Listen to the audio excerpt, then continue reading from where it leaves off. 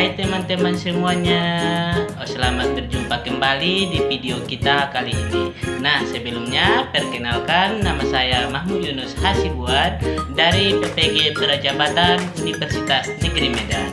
Di video kali ini kita akan membahas tentang mata kuliah pemahaman peserta didik dan pembelajaran. Di video ini bahasan kita adalah tentang demonstrasi konstekstual, di mana nanti di demonstrasi konstekstual ini kita akan membahas 3 pertanyaan sekaligus. Nah, sebelum kita masuk ke 3 pertanyaan itu, kita bahas tentang kasusnya dulu. Di sini ada kasusnya yang kita harus telaah dulu. Di mana kasusnya yaitu tentang, nah, mari kita simak.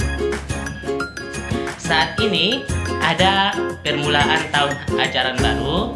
Ada seorang wali kelas 4 SD yang memiliki anak didik usia 10 tahun. Nah, di sini anak SD itu bernama Diana namanya. Nah, wali kelas 3-nya dulu mengeluhkan dinamika bersekolah Diana kepada wali kelasnya. Nah, guru wali kelas tersebut mengatakan nilainya jauh tertinggal dari teman-teman lainnya di kelas. Nah, Diana juga kurang baik dalam mengerjakan pekerjaan rumahnya selama masa proses pembelajaran kemarin di saat dia duduk di bangku kelas 3. Nah, bahkan pihak wali kelasnya sendiri mengatakan bahwa ia khawatir dengan tuntunan yang semakin tinggi di kelas 4 di pembelajaran IPA, baik bahasa dan IPS yang membutuhkan banyak bacaan. Nah, Diana ini seringkali tidak menyelesaikan tugas-tugas yang diberikan dan ulangannya menunjukkan nilai buruk. Namun demikian, ketika materi tugas dan ulangan tersebut diulangi secara lisan dan individual, Diana dapat menjawabnya. Nah, itu adalah salah satu kasus yang terjadi di kelas 3 dulu pada saat proses pembelajaran. Nah, di dalam kasus si Diana ini, apa yang kita perlu analisis kembali ataupun asesmen kembali. Nah, di sini ada 3 pertanyaan dari kasus yang sudah saya bacakan tadi. Nah, mari kita bahas kasusnya. Nah, setelah kita mendengar kasusnya, masuklah kita ke tahap pertanyaannya. Di mana pertanyaan yang pertama yaitu adalah kira-kira bagaimanakah cara melakukan asesmen terhadap keadaan Diana. Nah, tadi kita sudah mendengarkan kasus si Diana ini di saat kasusnya.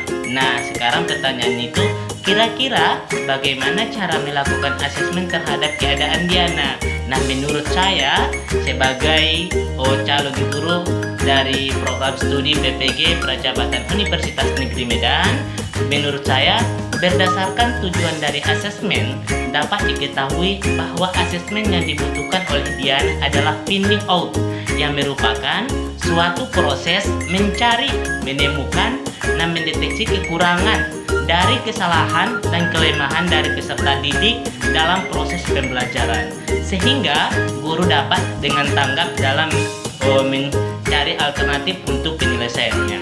Nah, selanjutnya itu adalah di bagian ini kita lihat bahwa berdasarkan hasil finding out dapat diketahui bahwa kekurangan Diana adalah hanya bisa mengungkapkan pengetahuan melalui lisan.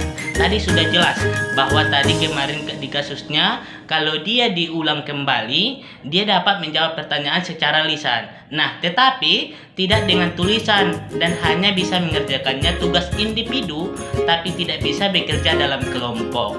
Nah, solusinya yang kami tawarkan di sini adalah guru harus menyelesaikan asesmen sesuai dengan karakter siswa, baik itu lisan dan tulisan serta individu dan kelompok.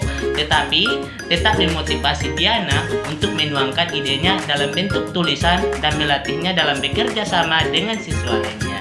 Itu adalah jawaban dari pertanyaan yang pertama. Nah, kita lanjut ke pertanyaan keduanya. Apa sih pertanyaan kedua untuk kasus Diana ini? Nah, kita lanjut. Yang kedua adalah jenis asesmen apakah yang akan Anda berikan kepada siswa Anda tersebut? Jelaskan pertimbangannya menurut Anda.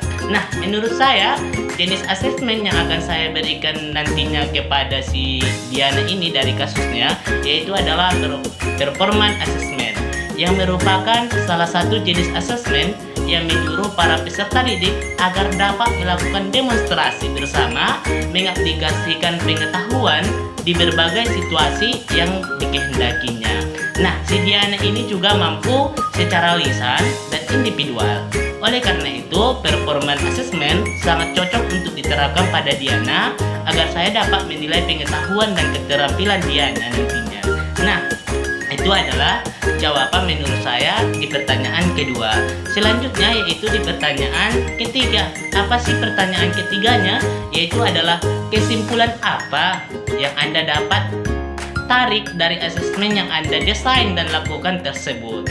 Nah, menurut saya sebagai calon PPG Prajabatan, kesimpulan yang dapat saya tarik yaitu adalah setiap anak memiliki karakteristik berbeda sehingga cara penilaian harus dilakukan dengan berbasis agar saya mampu menilai setiap kemampuan anak dengan baik.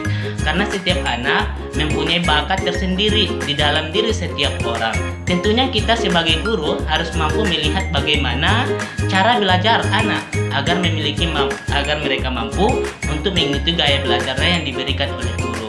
Nah, di sini kesimpulan yang kita tarik itu adalah kita sebagai guru harus melihat karakteristik serta gaya belajar anak dulu.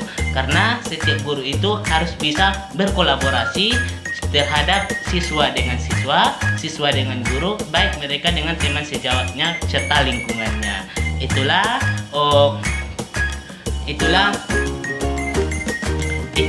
pembahasan kita pada topik demonstrasi di mata kuliah PPDB ataupun pemahaman peserta didik dan pembelajaran. Terima kasih.